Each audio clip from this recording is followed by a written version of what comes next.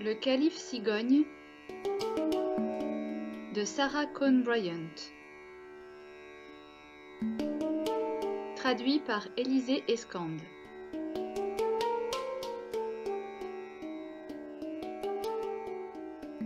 Il y avait autrefois, dans la ville de Bagdad, un calife appelé Cassid et qui avait un grand vizir nommé Mansour, en qui il avait une grande confiance.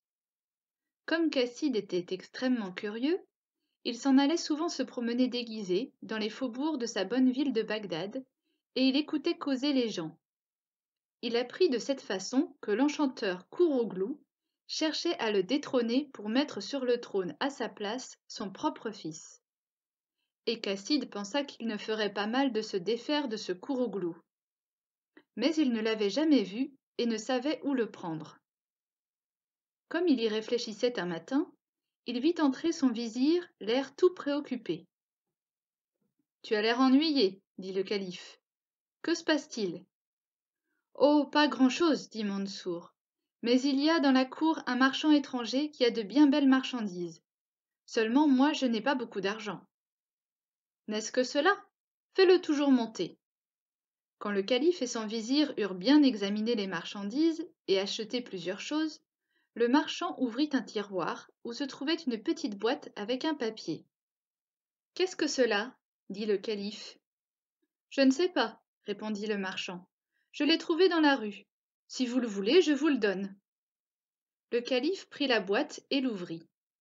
Elle était pleine d'une poudre noire et le papier contenait des caractères inconnus.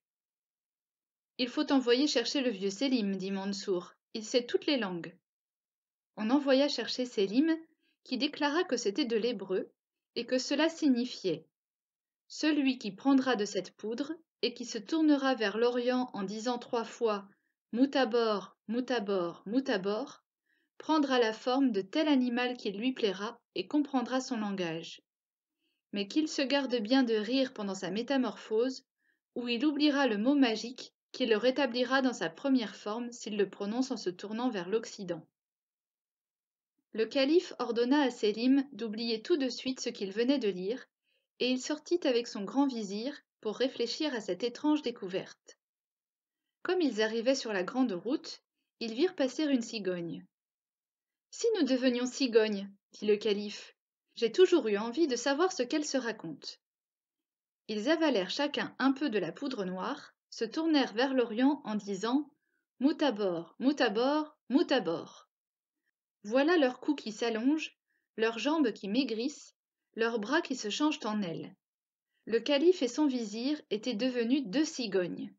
« Quelle drôle de touche tu as !» fit le calife. Le vizir en pensait autant, mais il n'osa pas le dire.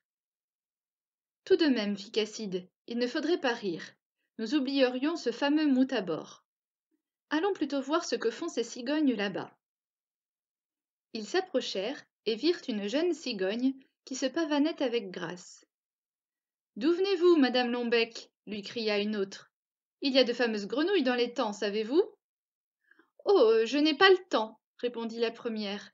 « Il doit y avoir un grand bal ce soir chez ma grand-mère et je répète une nouvelle danse. » Elle se mit à se dandiner de telle façon que le calife et son vizir éclatèrent de rire. Quand ils eurent repris leur sérieux, le calife dit « On doit s'inquiéter de nous au palais. Voyons, il faut se tourner vers l'Occident et dire… Ah, je ne m'en souviens plus. Et toi, Mansour ?»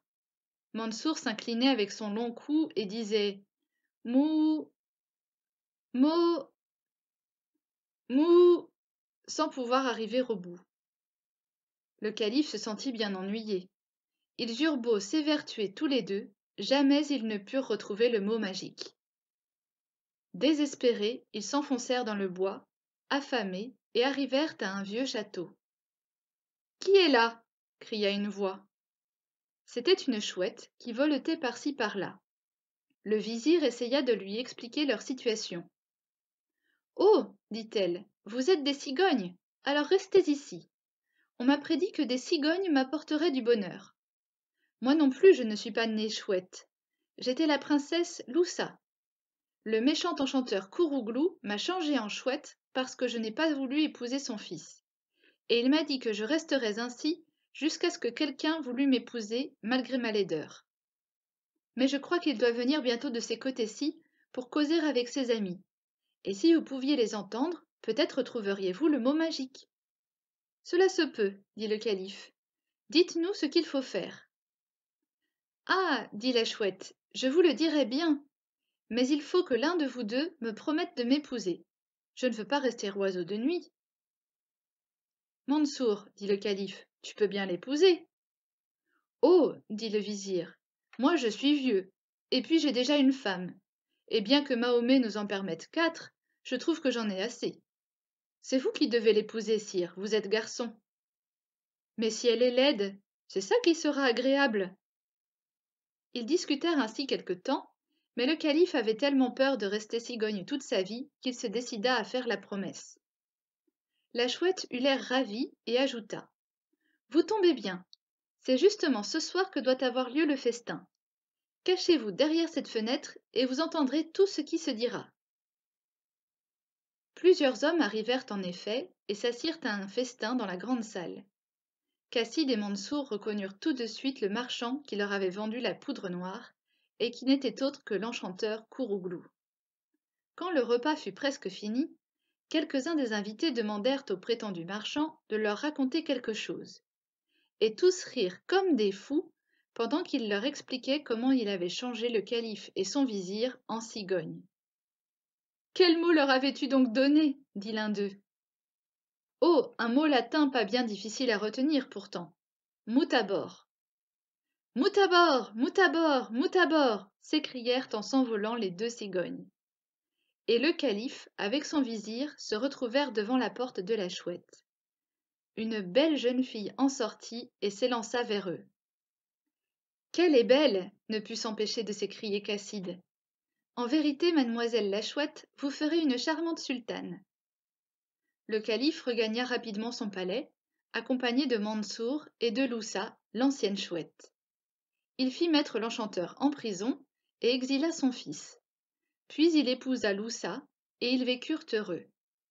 De temps en temps, le calife s'amusait à imiter Mansour quand il était cigogne et ne pouvait dire que Mou, ma, mou, ce qui faisait rire aux éclats la sultane et ses enfants.